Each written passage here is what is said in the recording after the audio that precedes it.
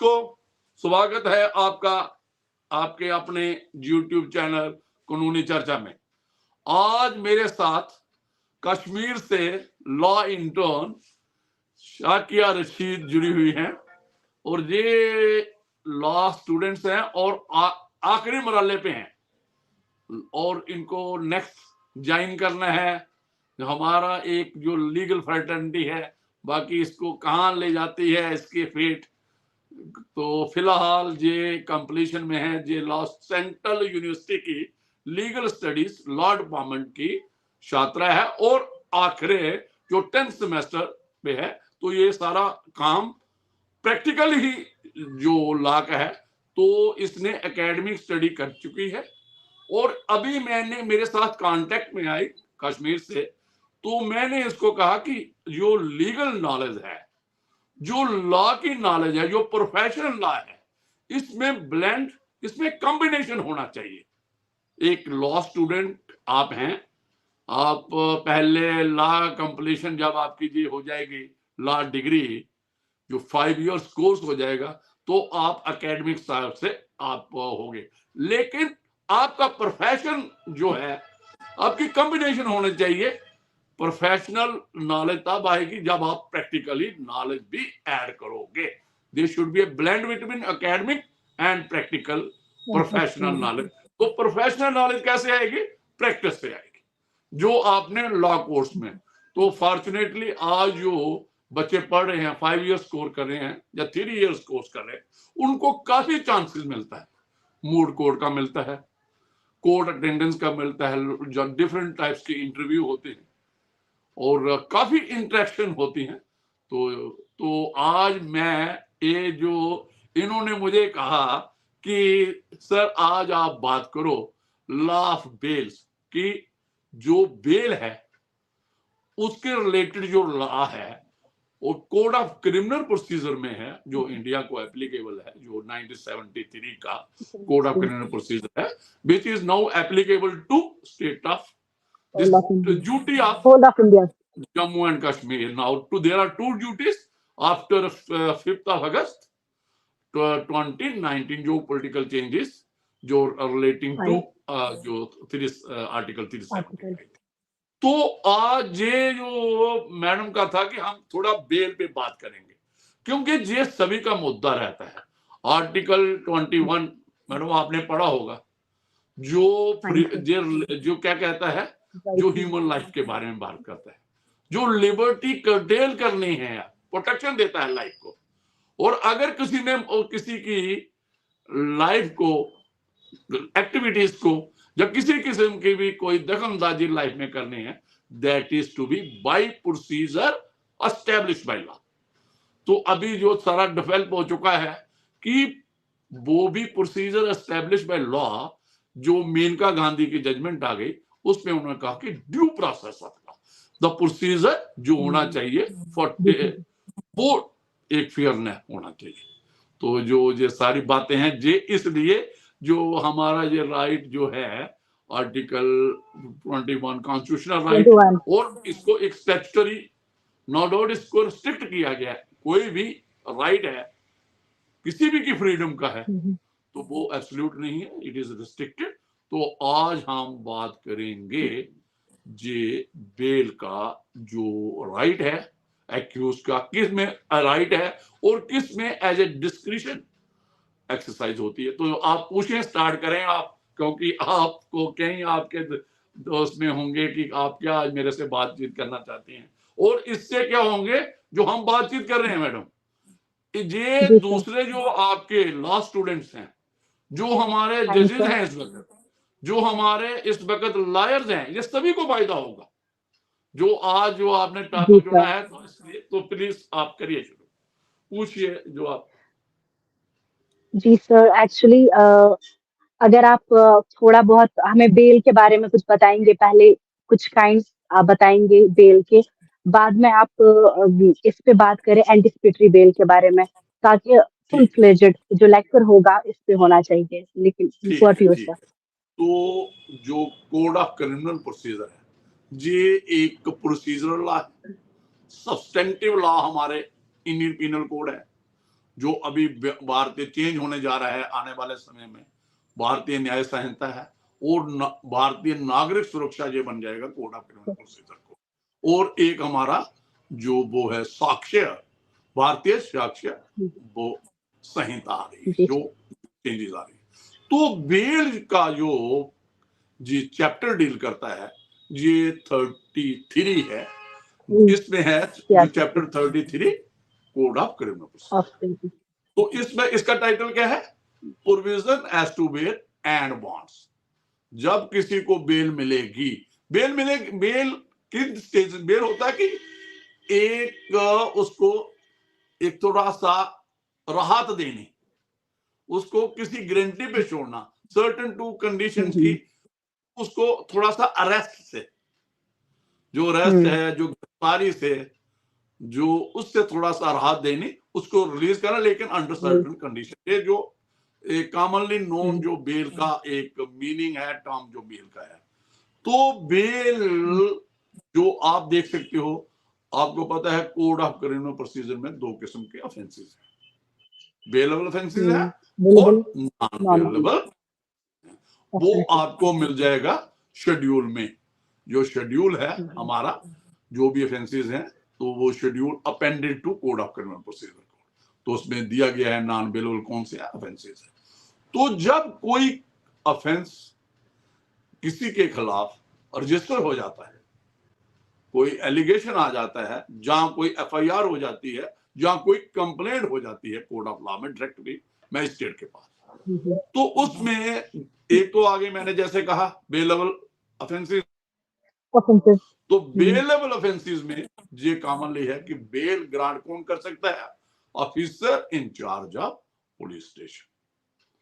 तो ये इसका है, ये जो सेक्शन है, मैं दर्शकों के लिए और आपको तो मालूम ही है होगा, 436 जो कोड ऑफ क्रिमिनल प्रोसीजर की है, ये लेता है, ये है in what cases bail to be taken by the officer in charge of when any person other than a person accused of non bailable offense।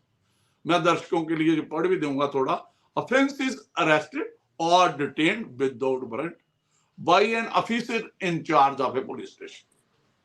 जो आजकल कॉमन लफ्जों में बोल देते हो स्टेशन हाउस ऑफिसर, एसएचओ। अगर कोई अरेस्ट किया है, किसी को डिटेन किया है, तो or appear or is brought before a court and is prepared at any time while in custody of such officer or at any state of proceedings before such officer to give bail, such person shall be released on bail।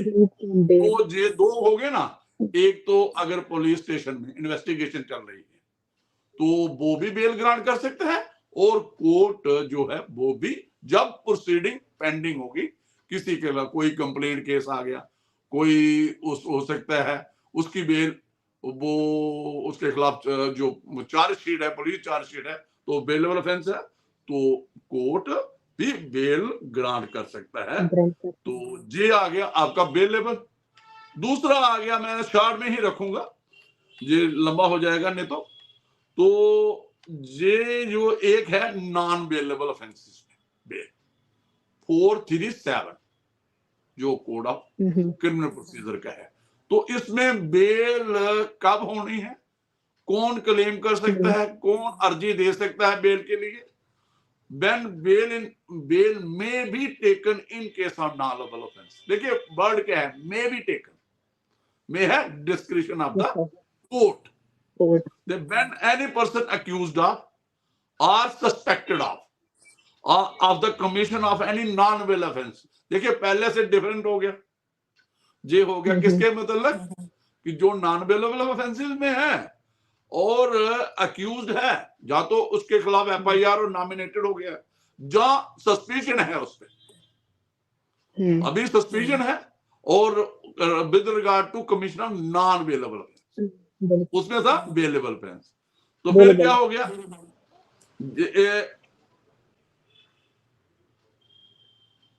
offense is arrested or detained। ये वही वाली बात आ गई, without warrant by an officer in charge of a police station or appears or is brought before।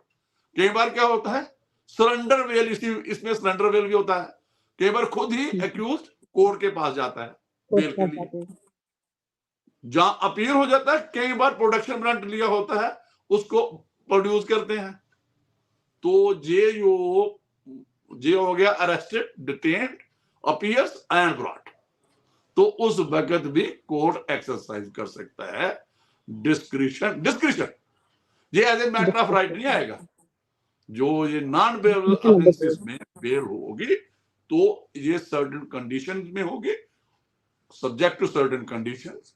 देखिए ये condition आप you will find जो 4, मैं तो जवान नहीं बताता जाऊंगा, 437 सब सेक्शन 3 है कि अगर बेल किसी को देते हैं तो बेल देना है तो साइमल्टेनियसली विक्टिम के भी राइट देखने हैं, सोसाइटी के भी राइट देखने हैं कि ये ग्रेविटी ऑफ ऑफेंस, कैसा ऑफेंस है जिसमें बेल देनी है, किस में नहीं देनी है। और ये मैं क्लियर कर दूं, जो ऑफेंसेस हैं जिसमें डेथ पेनल्टी और लाइफ इंप्रिजनमेंट, जैसे आपके मर्डर केस जहां कोई हायर जो जिसमें ग्रेविटी ज्यादा है, तो उन केसेस में क्या होगा, bail as a matter of right वो बेल ग्रांट ही नहीं करने।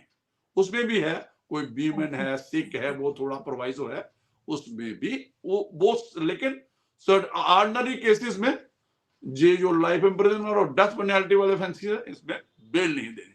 तो दूसरे केसेस में बेल देनी है सब्जेक्ट टू सर्टेन कंडीशंस, कि वो इंड्यूस नहीं करेगा किसी को।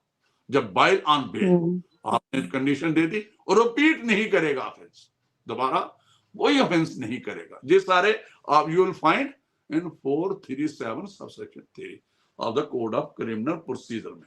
तो ये आ गया मैडम, ये मैंने आपको इसमें है कि पब्लिक प्रोसिक्यूटर को सुनना है। जो बेल किसी अक्यूज को देनी है तो इसमें प्रोवाइजो है, ये लिखा है कि उसको क्या करना है। देखिए एक प्रोवाइजो 3 है, प्रोवाइजो है जी सबसे, provided also that no person shall, if offense alleged to have been committed by him is punishable with death, life imprisonment or imprisonment for 7 years or more, be released on bail by the court under this subsection without giving an opportunity। जो public prosecutor होता है, सरकार की तरफ से वकील होता है, उसको जो 7 years की पनिशमेंट है यहाँ, वहां पे वो पब्लिक प्रोसिक्यूटर को सुनना है जज ने, तो उसके ऑब्जेक्शन लेने हैं।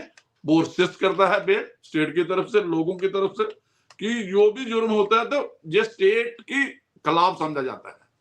ये तो आपको वो विक्टिम होगा कौन, जो जिसको जो हु सफर्ड, जिसके खिलाफ जो विक्टिम है ऑफेंस के किसी का, सोसाइटी उसको, हमारी स्टेट रिप्रेजेंट करती है विक्टिम को। तो ये आप जो आप बात कर रही थी, इसमें जो ये एंटिसिपेटरी बेल में बेल जे हम पे भी डिस्क्रिप्शन है। तो ये आप थोड़ा पूछें इसमें आपको क्या, मैंने थोड़ी बात की, थोड़ा सा इसमें देखिए, तो इसमें देखो कोई चीज आपको क्लियर करानी है मुझसे, जहां कोई आपके मन में शंका है इसमें, तो फिर आप थोड़ा, आपने भी स्टडी किया होगा सारा, यहाँ तक क्लियर है सारा कुछ। बस अब आप एंटिसिपेटरी बेल के बारे में कुछ बताइए हमें। तो एंटिसिपेटरी बेल है, anticipatory what you mean by, in anticipation of arrest, जहां कोई एप्रीहेंड कर रहा है अरेस्ट। लेकिन ये जो एंटिसिपेटरी बेल में है, ये non bailable offences, non bailable offences में सिर्फ आपको क्या बेल मिलेगी, क्या anticipatory, as a matter of right नहीं है। मैटर ऑफ राइट सिर्फ बेलेबल ऑफेंस में है। जो भी नॉन बेलेबल ऑफेंस है, रेगुलर बेल लेनी है, आपने सरेंडर बेल लेनी है, इंटरम लेनी है, फाइनल लेनी है, वो डिस्क्रिप्शन पे है किसकी, जो मैजिस्ट्रेट जहां कंसर्न कोर्ट है।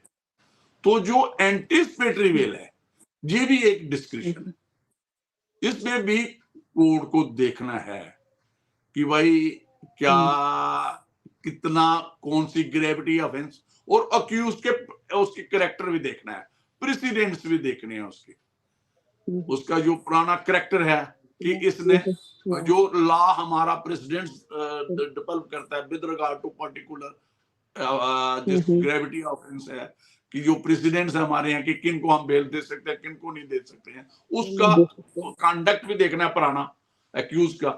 उस ये सारी चीजें मद्दे रखते हुए हाँ ये सिर्फ ये बेल उन केसेस में देते हैं जहां आपको मैजिस्ट्रेट नहीं इसमें आएगा, कोर्ट ऑफ सेशन आएगा और दूसरा कौन आएगा, हाई कोर्ट आएगा। इसमें मैजिस्ट्रेट का कोई रोल नहीं है।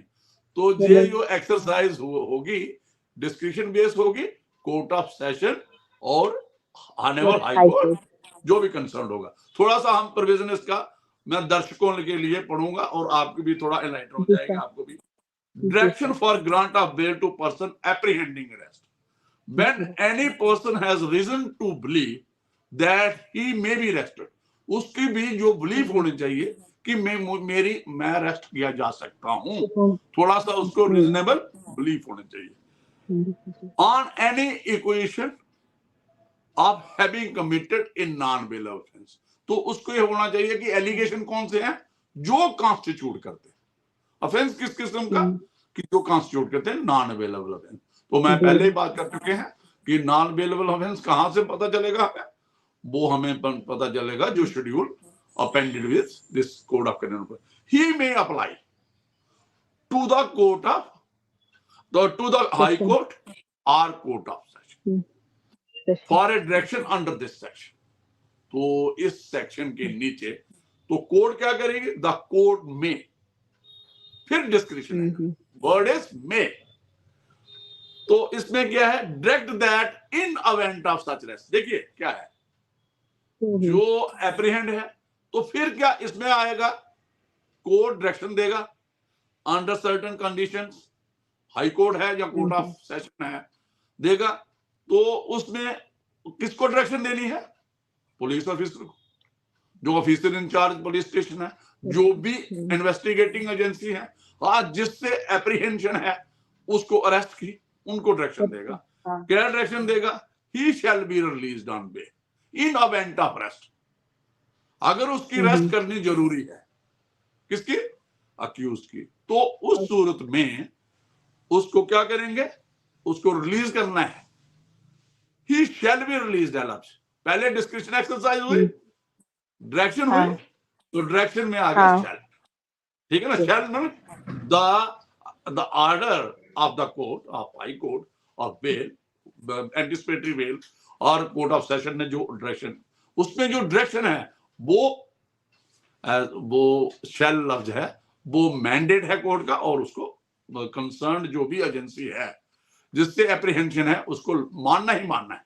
तो नीचे क्या गया है, तो व्हेन द हाई कोर्ट और court of session makes a direction under subsection 1 it may include such condition in such direction in light of the facts of a particular case as it may think including। वो description है, जो भी क्या क्या condition है कि a condition first, that person shall make himself available for interrogation by a police officer as and when required.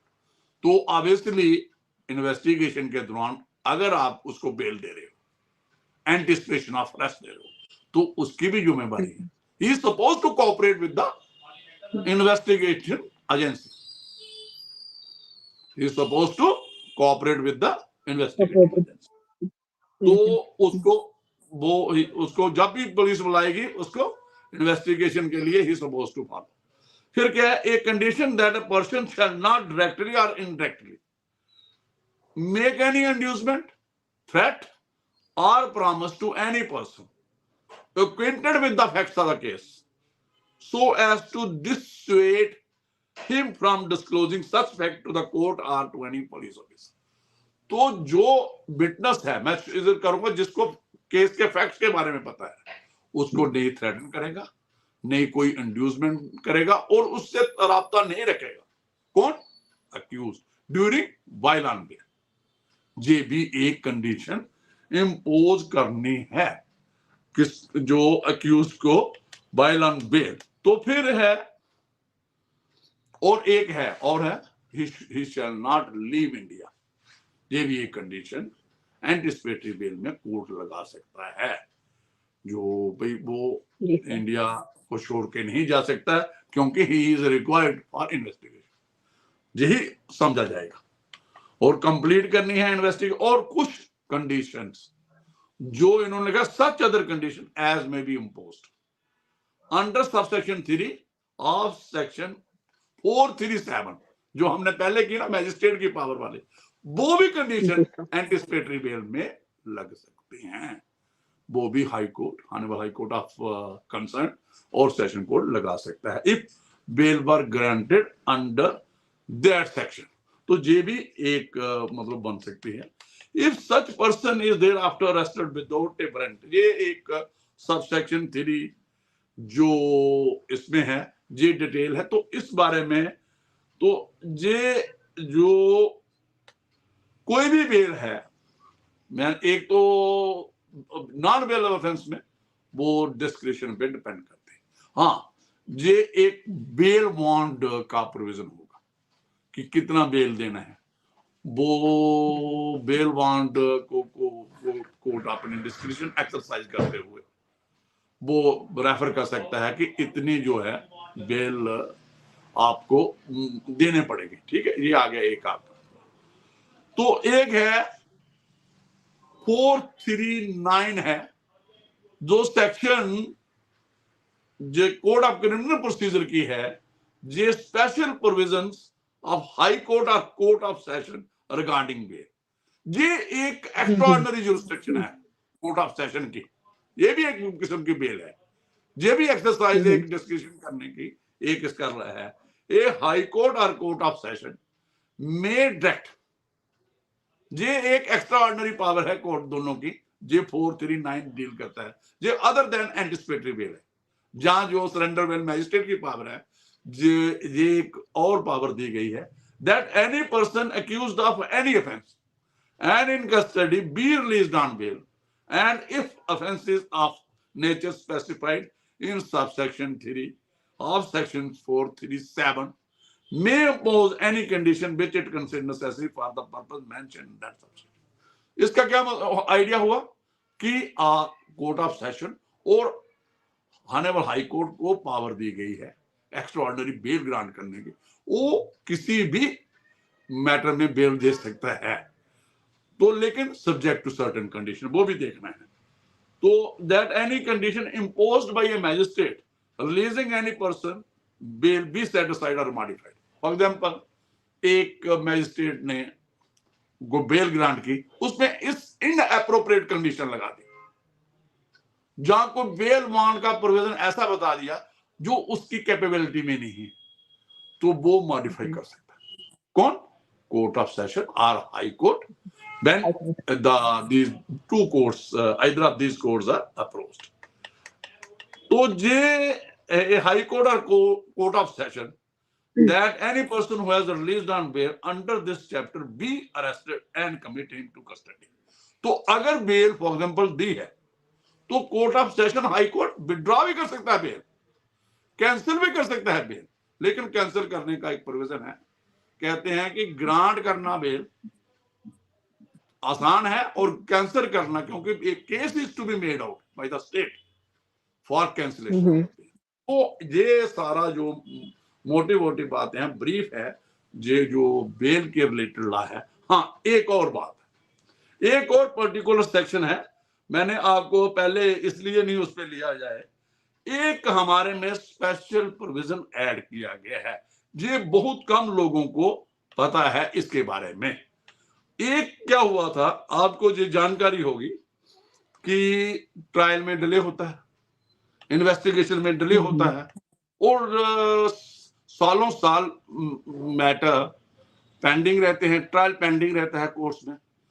तो उसके बारे में प्रोविजन एक बनाया गया, ये आपकी नॉलेज में होगा कि भाई अगर कोई ऑफेंस है जिसकी सजा पर्टिकुलर, मैं एग्जांपल देता हूं, फिर मैं प्रोविजन पढ़ूंगा। एक ऑफेंस है जो अक्यूज ने कमिट किया है और वो इन्वेस्टिगेशन में जो अंडर ट्रायल, तो वो 5 साल हो गए हैं उसकी कस्टडी को। अगर 10 इयर्स का है तो 5 साल हो गए हैं। तो ये जो सेक्शन है 436A कोड ऑफ क्रिमिनल, ये ऐड की गई है। इसमें क्या है कि अगर आधी सजा किसी ने as a under trial prisoner undergone कर ली है तो वो एज ए वो भी उसका एक राइट ऑफ बेल उसका बन जाएगा। लेकिन डिस्क्रिप्शन फिर भी किसकी है? कोर्ट की है। और अपोज करने की किसकी है? पब्लिक प्रोसिक्यूटर की। तो ये एक दर्शकों की नॉलेज के लिए, और आप लॉ इंटर्न है, आपके आगे काम आएगा जब आपने प्रैक्टिस करनी है। तो मैंने ये मैं थोड़ी सी, ये बड़ी इंपॉर्टेंट सेक्शन जो एक कराई थी, लोगों की डिमांड थी कि यार बेल, और आपको पता है सुप्रीम कोर्ट ऑफ इंडिया और जो आप लोग हो लॉ इंटर्न है, इनकी कराई रहती है, डिमांड रहती है। और हमारे जो एडवोकेट्स हैं, डिफेंस लॉयर्स हैं, और जनरली स्पीकिंग यही होता है कि बेल जो है वो रूल है और रिफ्यूजल जो है तो उसको मतलब जनरली बेल ग्रांट ही करना चाहिए, हमारा एक बेल रिलेटेड। लेकिन अभी काफी चेंजेस आई हैं।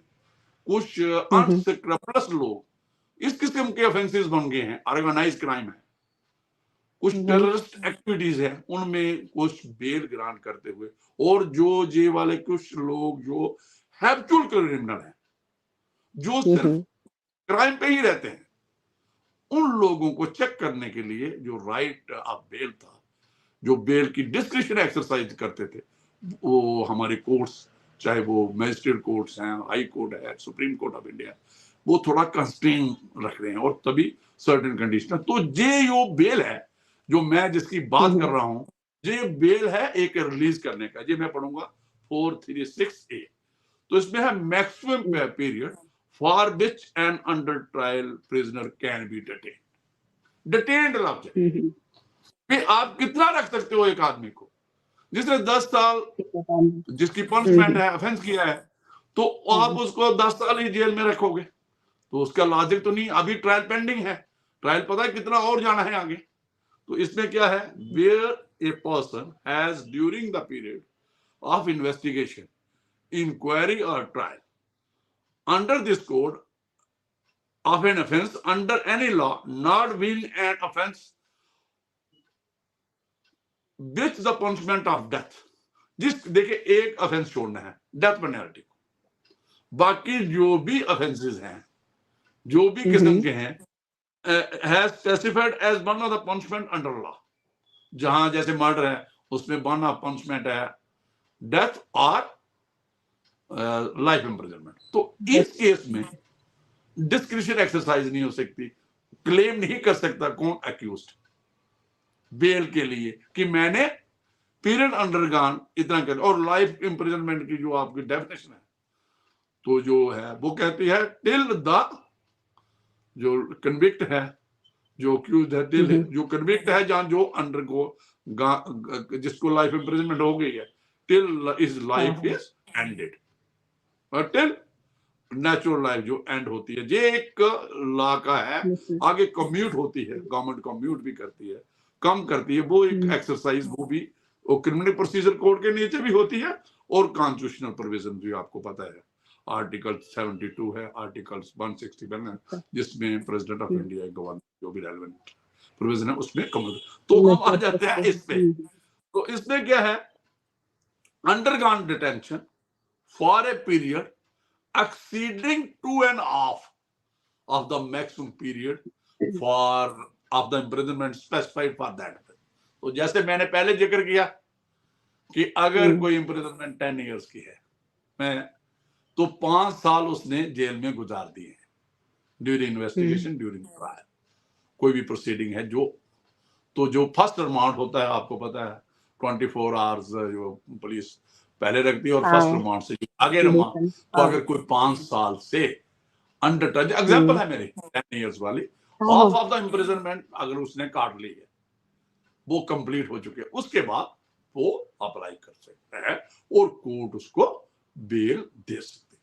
तो आगे आ जाएगा, he shall be released by the court on personal bond with और विदाउट श्योरिटीज। ये बहुत इंटरेस्टिंग सेक्शन है, बहुत कम लोगों को पता है। हाँ। तो जनरली तो ये जो आप, क्योंकि आपने आपका आगे सारा यही प्रैक्टिकल काम होगा, आपके पास लोग आएंगे, एज एडवोकेट आएंगे, आप जज बनेंगी, तो फिर आपको एक्सरसाइज भी करनी है डिस्कशन। तो प्रैक्टिकल नॉलेज ये होना प्रोविजन के बारे में तो बहुत जरूरी है। तो हाँ, ये प्रोवाइजो दो हैं इसके साथ, ये मैं पढ़ दूंगा। प्रोवाइडेड दैट कोर्ट में after hearing the public prosecutor and for the reason to be recorded by it in writing, order the continued detention of such person for a period longer than one half of such period, or release him on bail instead of personal bond or without sureties। ये तो ये भी क्या है, ये जो है proviso है कि अगर कोर्ट को लगता है, जरूरी नहीं है as a matter of right वो अक्यूज क्लेम कर सकता है, दैट कोर्ट में आफ्टर ऑब्टेनिंग, अगर पब्लिक प्रोसिक्यूटर असिस्ट करता है, कुछ कंडीशंस ऐसे आती हैं, तो फिर वो उसको कंटिन्यू भी रख सकता है court in custody longer period than 1.5। हो सकता है थोड़ा पीरियड रखे, फिर दोबारा एक्सरसाइज डिस्कशन हो सकती है, क्योंकि राइट उसका एग्री हो चुका है। तो ये भी एक एक्सरसाइज करते हैं। प्रोवाइडेड फर्दर दैट, एक और प्रोवाइजो है इसके, no such person shall in any case be detained during the period of investigation, inquiry or trial for more than the maximum period of imprisonment provided for said offense in law। देखिए, ये जो सारा मसला खत्म कर दिया। हाँ, अगर उसका टोटल पीरियड हो जाए 10 इयर्स की इम्प्रिजनमेंट है, पर्टिकुलर ऑफेंस जो उसने कमिट, जिसका ट्रायल इन्वेस्टिगेशन जो है उसके खिलाफ FIR थी, चार्जशीट थी, वो पूरा ही अंडरगॉन कर लिया उसने, वो जो इम्प्रिजनमेंट है, जहां डिटेंशन उसकी रही, तो फिर वो उसको release as a matter of right करना उसका बन जाता है और कोर्ट को उसको रिलीज करना है। तो ये जो आज बात हुई, तो ये दोनों बातें हो गई मैडम। आज मैंने ज्यादा इस तरफ क्या, क्योंकि ये आप भी एक लॉ इंटर्न है, आपको काफी सीखना है, तो आज मैंने ज्यादा इंटरेक्शन आपसे नहीं की, और आपने भी जी, हमने एक समझो एक किस्म का मैंने अपना आइडियाज लॉ रिलेटेड। अगले बार मैं चाहूंगा कि आप इक्वली पार्टिसिपेट करें, अगली बार जो मुद्दा होगा इक्वली पार्टिसिपेट करें। तो आज जैसे मैं लेक्चर दिया, मैंने बात की, तो टॉपिक बहुत ये हाइपर सेंसिटिव है, ये फंडामेंटल राइट्स के रिलेटेड है, लोगों के है, और वो लोगों को ये जो बेल, और सुप्रीम कोर्ट ऑफ इंडिया कहता है कि जो नीचे कोर्ट्स हैं, हाई कोर्ट्स और जो सेशंस कोर्ट है और मैजिस्ट्रेट कोर्ट्स हैं, ये कंस्ट्रेन करती हैं, बेल ग्रांट नहीं करती हैं, और लोगों का जो तो सुप्रीम कोर्ट ने कई जजमेंट में कहा, आपने कहा भाई यार आप हमें ओवरबर्डन कर दिया है। तो हम ये कहते हैं कि जहां कहीं भी, जो मैं अपने जजेस हैं, जो जहां कहीं भी है, जिस भी है मैजिस्ट्रेट हैं, जहाँ कोर्ट ऑफ सेशन के जजेस हैं हमारे, तो ये देखें, और हमारे जो डिफेंस लॉयर हैं, मैं ये भी कहूंगा, ठीक है, उनको भी काफी काम करना पड़ेगा, ये जो प्रोविजन पढ़ने पड़ेंगे, लॉ जो रोज डेवलप, इनको कोर्ट को इनलाइटन करना है, प्रोविजन दिखाने हैं, और क्यूज की तरफ से काफी मेहनत करनी है, ताकि लोग ज्यादा से जैसे जेलों से बाहर रहें और अपनी फैमिली में रहें, अपने लोगों में रहें। और हाँ, ये भी है कि जहां कहीं ग्रेविटी बॉडी एक्सट्रीम, तो वहां पे रिफ्यूज भी बेर होने चाहिए। जहां जे हो, जो लोग सिर्फ क्राइम पे रहते हैं, उनके हक में बेल नहीं होना चाहिए। जो उनकी एप्रीहेंशन कोर्ट को लगता है कि ये रिपीट करेंगे, जहां जो मतलब जो ऑर्गेनाइज्ड क्राइम क्रिमिनल है, जो क्राइम करते हैं, जो टेररिस्ट एक्टिविटीज में, जहां दूसरे और किस्म के उसमें जैसे कॉन्ट्रैक्ट किलर्स होते हैं, जो पैसे लेके किलिंग करते हैं, मर्डर करते हैं, जहां किसी उनकी बेल पे को असिस्ट करना चाहिए स्टेट ने। और ये जो रहा है तो जेल भी ओवरबर्डन है, जेल भी एक क्राई है। तो मुझे लगता है काफी बात हो चुकी है। अगर आपने कोई है आपके मन में शहंशाह, तो एक और मैं आपको एक अरनेश कुमार की जजमेंट आई है, जो स्टेट ऑफ बिहार, आपके नॉलेज में होगी, 2014 में आई थी।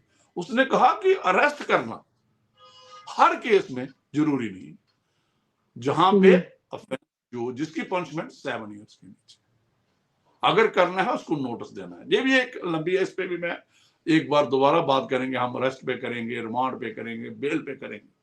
तो आज जो ये बात हुई है, तो आप कोई पूछ सकते हैं उधर से, कोई अगर आपने कोई पूछना है।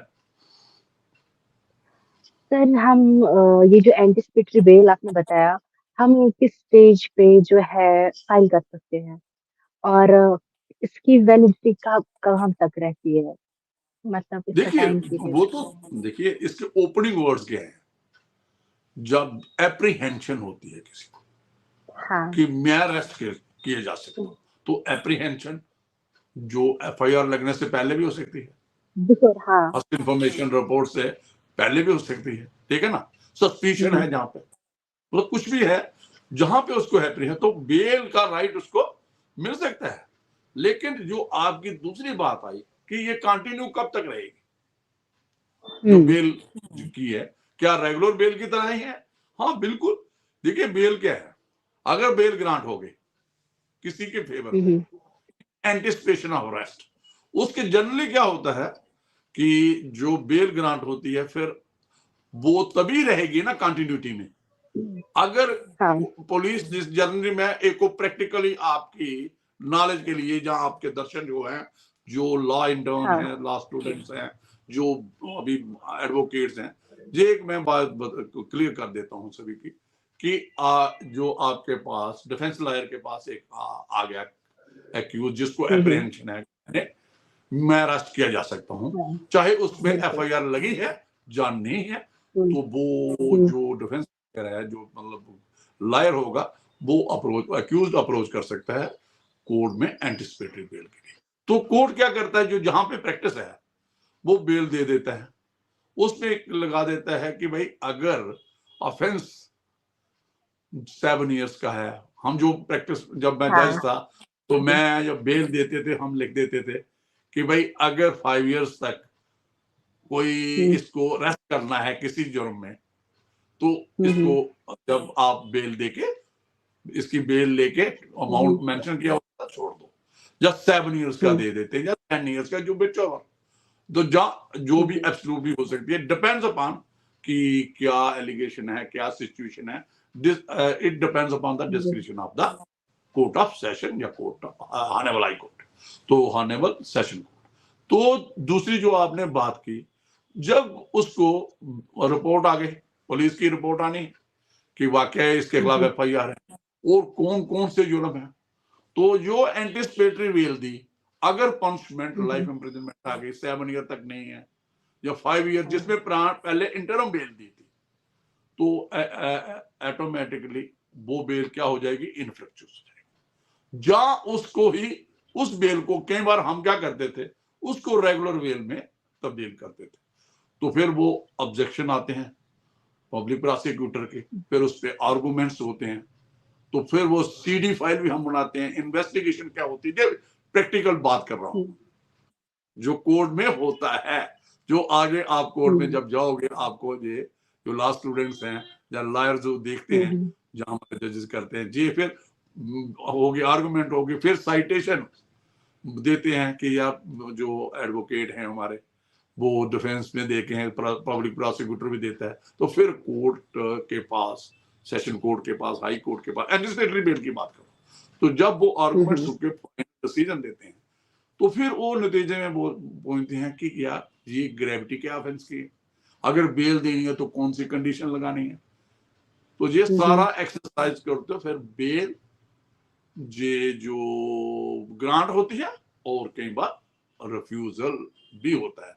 तो जैसे मैंने कहा बेल इज अ रूल, तो रिफ्यूजल जो है एक्सेप्शन। तो अभी मुझे लगता है काफी बात हो चुकी है, तो अगर आपने कोई क्वेश्चन है ना, तो मुझे लगता है कि ठीक रहा, तो ये आज थैंक यू। का था अशको। तो ये आज मेरे साथ शाकिया रशीद जी थी, कश्मीर से हैं, लॉन्टन, इनका बहुत आगे फ्यूचर है। तो बात हुई तो इनका भी एक मन में था कि मैंने बात की, तो मैंने इनको मुझे कोई, इन्होंने एक फोन कॉल